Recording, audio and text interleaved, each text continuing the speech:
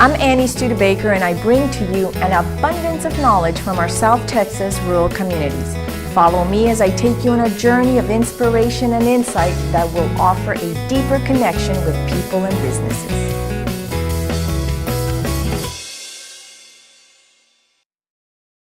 Today on Backroad Reporter, we'll meet with avid hunter Robert Lyle. He will show us all we need to know about trapping, hunting, and processing wild hogs. So sit back, relax, and let's see if we can spot some pigs.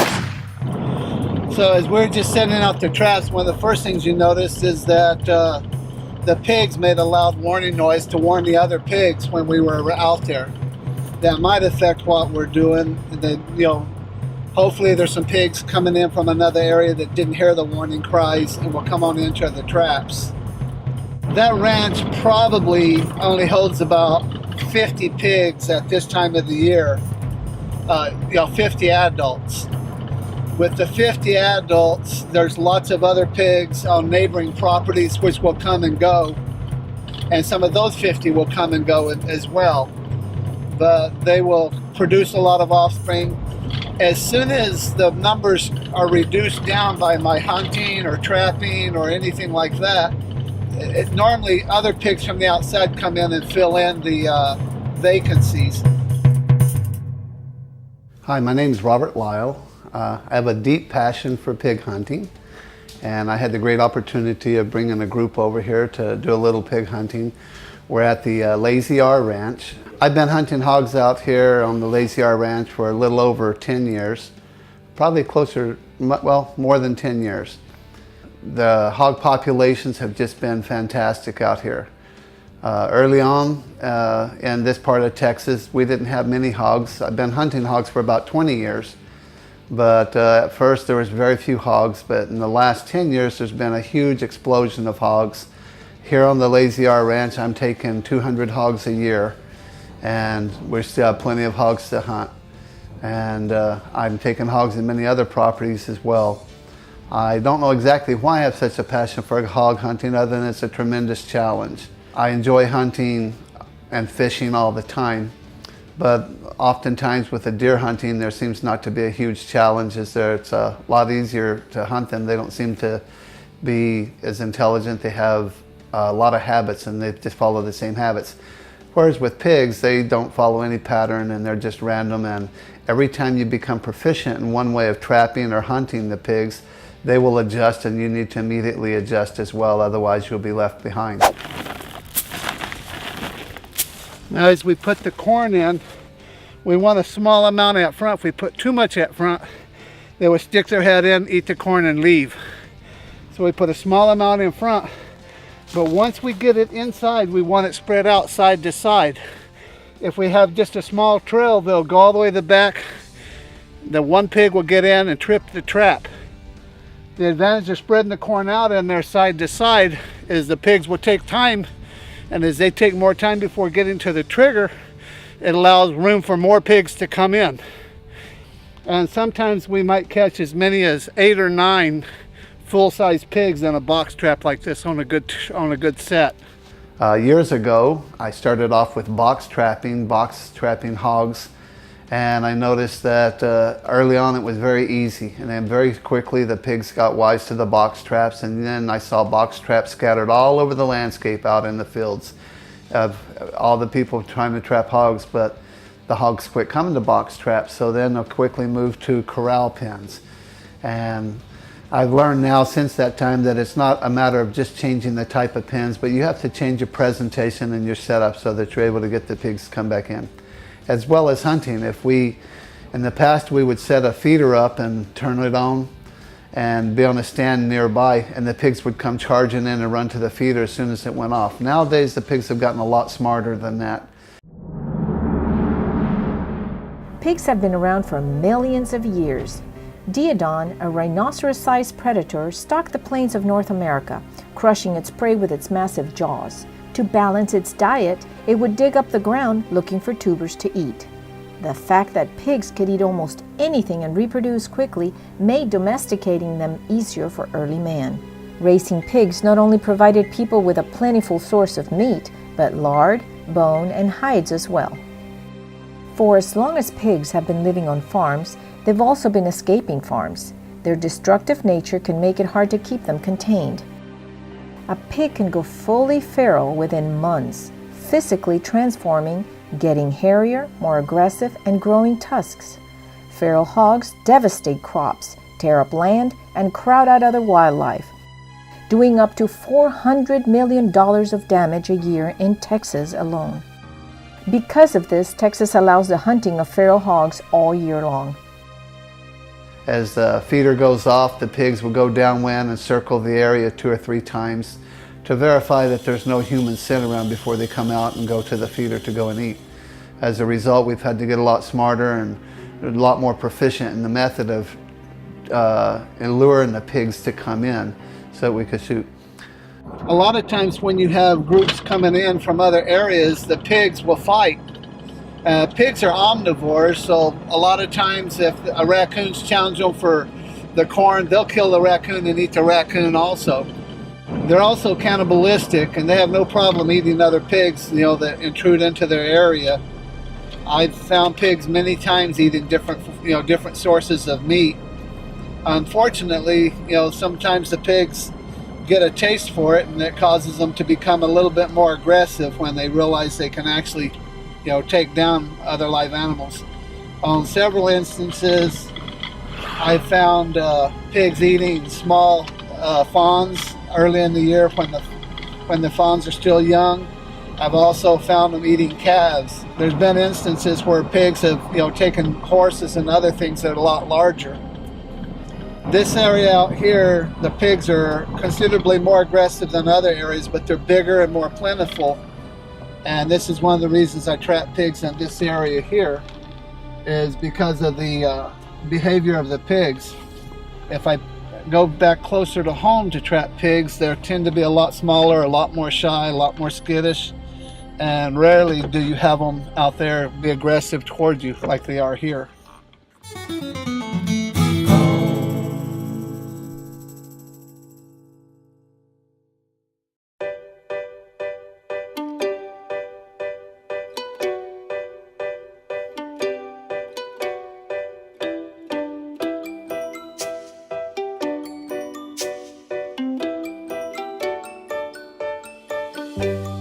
For too many parents, a baby's first steps aren't just a milestone, they're a miracle.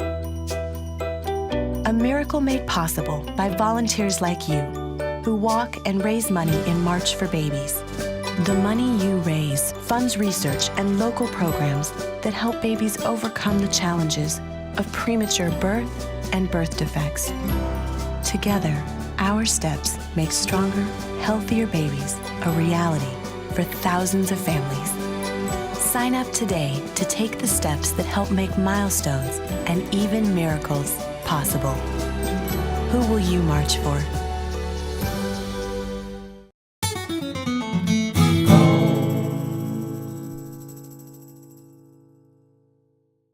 Before setting up the traps and game camera, Robert checks the weather for hunting conditions. With VTX broadband technology, he gets up-to-the-minute weather information and live radar. At night, you might notice that the pigs will make a grunt for a warning sound to let the others know something's wrong.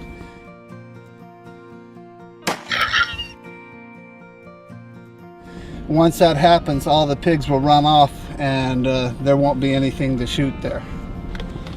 The art of pig trapping requires a lot of skill and patience. Like Robert told us earlier, if a pig senses humans around, it could be up to 4 or 5 days before it goes back to that feeder. On this pipe, it has holes in it, and as the pig rolls it around, the corn falls out.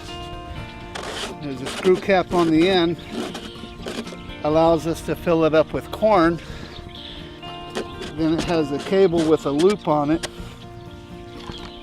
The cable with the loop allows the pigs to spin it around without it getting hung up. And so, as the pigs roll the pipe around, it leaves all the corn behind. And this way the pigs will come in and spend several hours at the feeder as opposed to come in and eat real quick and leave. This gives us a wider range of time to hunt.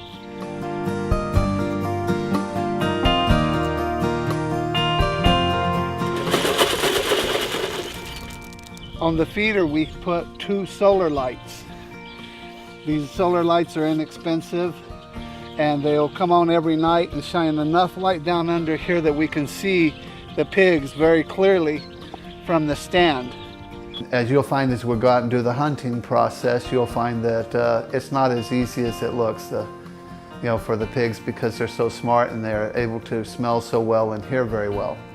People often talk about, well, pigs don't have a great eyesight. Their eyesight is greatly less than a deer, but it's still better than what most people would see. And so the pigs are very good at picking up movement, and so we have to be aware of that as well.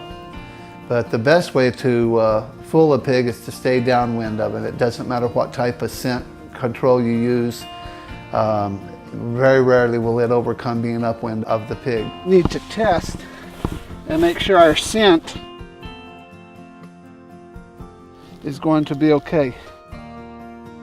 It's going mostly this direction. It's going to be borderline whether it's going to blow our scent back to where the pigs come in, but we're going to look a little closer up here. Here's the main trail where the pigs are coming and going. If we look here, we can see it's pretty solid in tracks, as well as it has some of the bigger tracks. And we look in here, and that's pretty clear that that's a trail for the pigs to come in and out, coming across over here to the feeder. Feeders are set up throughout the Lazy R Ranch. Over time, the pigs have become accustomed to them and are just waiting for them to go off. At night, a small light hangs over the feeder and reflects off the white rocks beneath them to better illuminate the pigs. So it's very important that we use good scent control, but most important is staying downwind of the pig.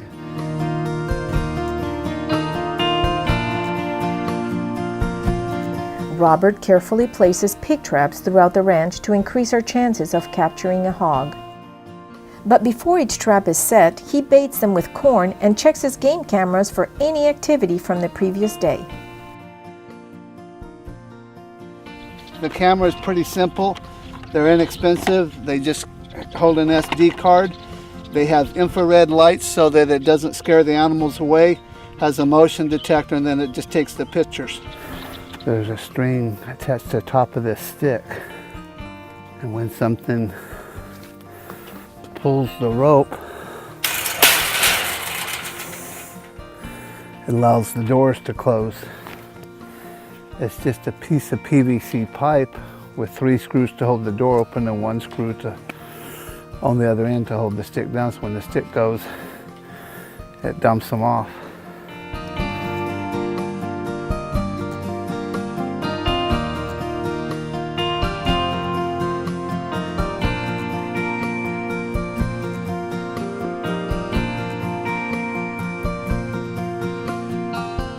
If you look at this trap from this angle, you can see how it's all bent and bulged out from where all the pigs are hitting and banging and bulging it out. So the door is really beat up because the pigs just pound it and beat it away. After the traps are set, Robert checks the game cameras one last time to ensure they're recording and working properly. When we return, we'll finally get to see some feral hogs.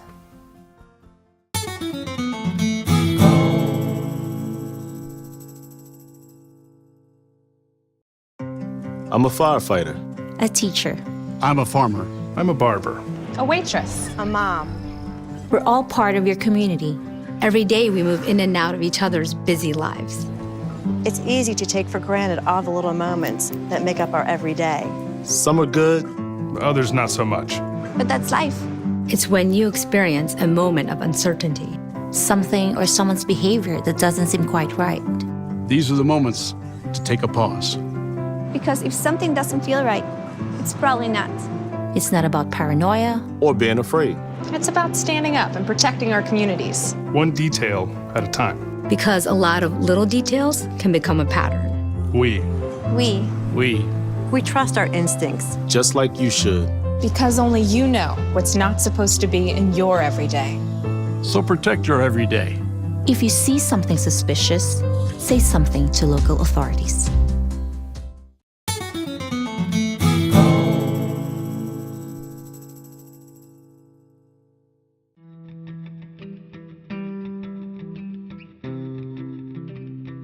It was finally time for the hunt. After getting the feel of my rifle and going over the locations of all traps and feeders, I was more confident than ever. Tonight I'm going to hunt my very own feral hog.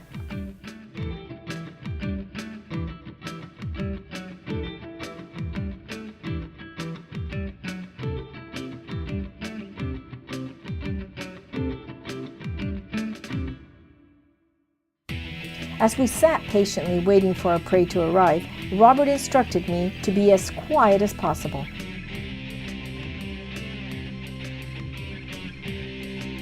We waited and waited and waited. Before we knew it, it was daytime. Just as we were beginning to lose hope, we decided to turn the feeders on one more time. And in an instant, they all appeared at once.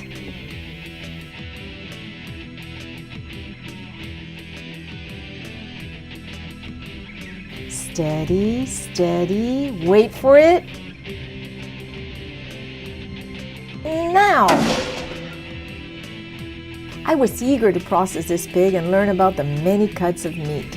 I am very avid about that we don't want to waste pigs. I realize most ranchers shoot the pigs and leave them lay, and because they're such a nuisance and there's such high numbers of them, that's acceptable with the Fish and Game regulations. But for myself, I feel there's an ethic that we shouldn't be shooting animals that we're not going to utilize. I'm going to wring the back legs first so that I can pull the skin down and have it out of the way for when we hang it up, so that when we go to skin it, everything will come down easy. So I process all the pigs that I shoot and trap and try to utilize them all to the most as possible. As a result, I spend a lot of time processing the pigs, grinding them, cutting them up, making all different types of sausages. I want to cut between the leg and the tendon so that we have a good place to tie the rope around so that it won't slip and fall off. We've learned to make our own bacon, make our own hams. We make lots of cured meats of different methods. We even ferment some meats so that we don't have a high salt content. Robert sure knew what he was doing. I could see he had many years of experience. One of the important things is when you're skinning this is you don't want to cut into the belly. You want to cut just below the skin and not cut into the guts. You want to keep it clean and not let the guts contaminate the rest of the meat. So we'll cut it off and send it on off with the skin.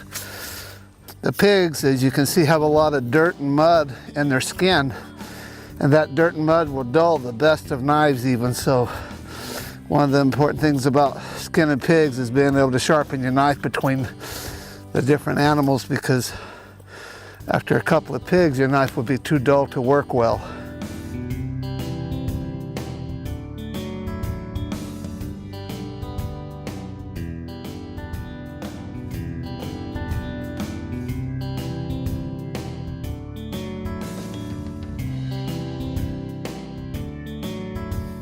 And this is called a gut hook.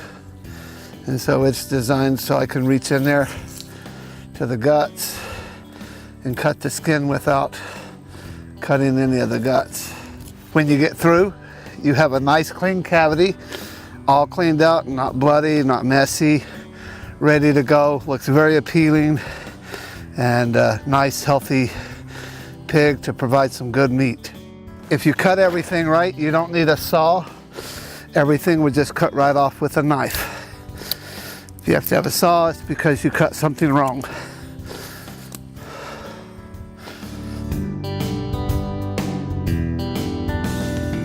Here later, we'll show you that as we cut these legs off here, that we'll then debone them. And when we debone them, we'll show you how we cut these on down and process them into ground meat or sausage. The tenderloin here is a extremely good cut of meat. It's so tender, you just cut it up with your spoon or your fork when you cook it. It won't need a knife, it just falls apart. And it's the only part of the pig that's really ready to eat right when you process him out. The rest of the meat needs to be cured, like set overnight for a few hours in ice and cooled down before you eat it so that it'll relax and be tender. At the end, we had enough meat to last us a long time. So we experiment with a lot of recipes, and time to time we'll go to a restaurant and taste something that tastes really great, and we'll go home and quickly break out all the seasonings and start sampling and see if we can't imitate it and find that same flavor for our seasonings for our food that we're using. Okay, we're here with Robert, and he's going to show us how to cut up this back leg of a feral hog, pretty small feral hog. So what are we going to do next? Well, once we've killed the animal, we removed the skin, we then separated the different leg quarters off and the back strap out. We put it in a cooler overnight so that it could, in the ice chest, so that the meat could relax and then the meat would be ready for cutting up. That makes it a much more tender piece of meat. Well, that's interesting. Okay. So now as we've taken this piece of meat out, we want to remove all this excess sinew and tissue that you see on it.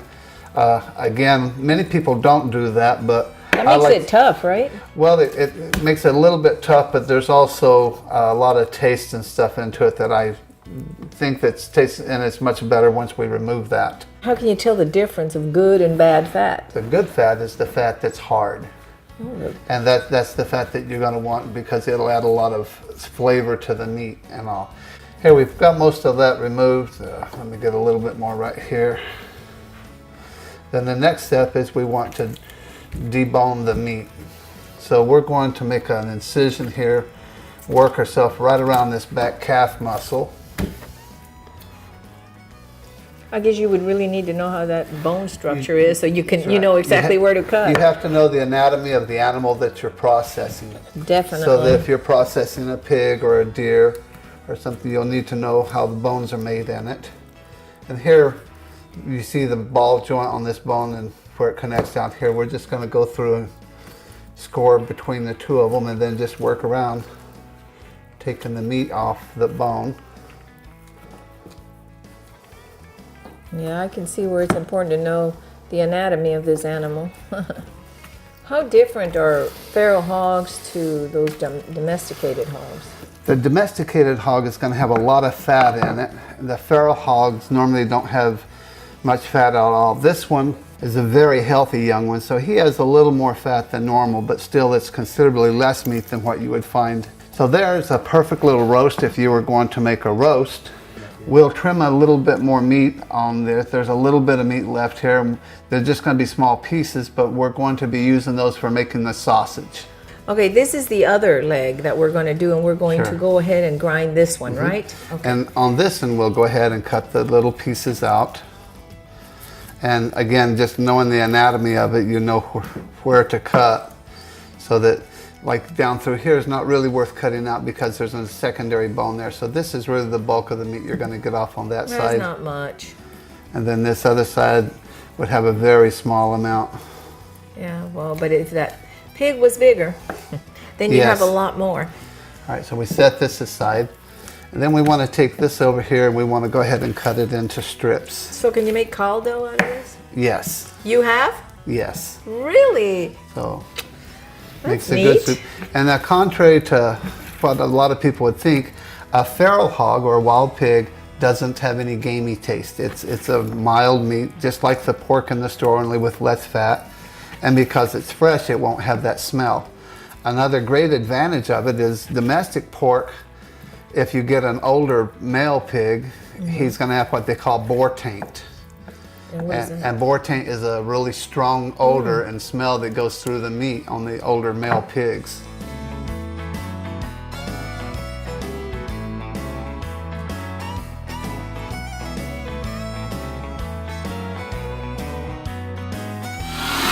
Okay, so we've cut these into strips and the meat's chilled down right now.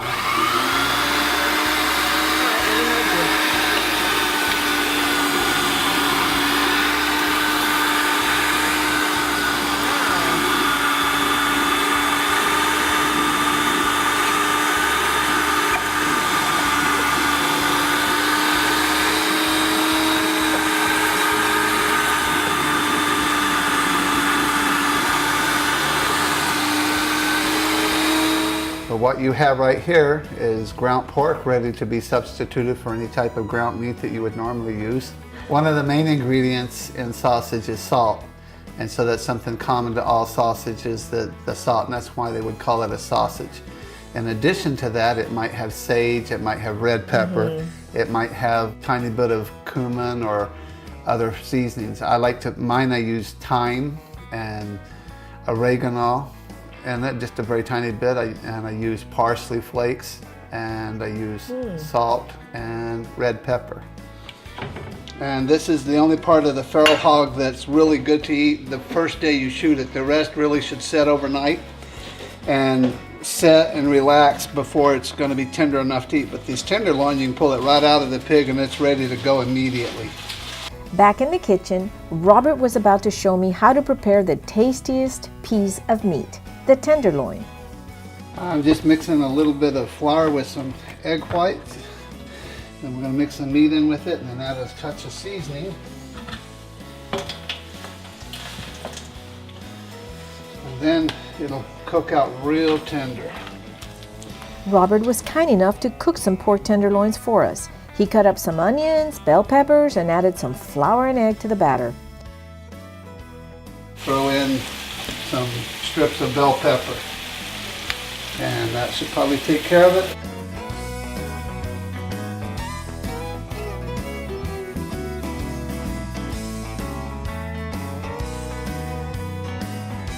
We had a grand old wild hog feast.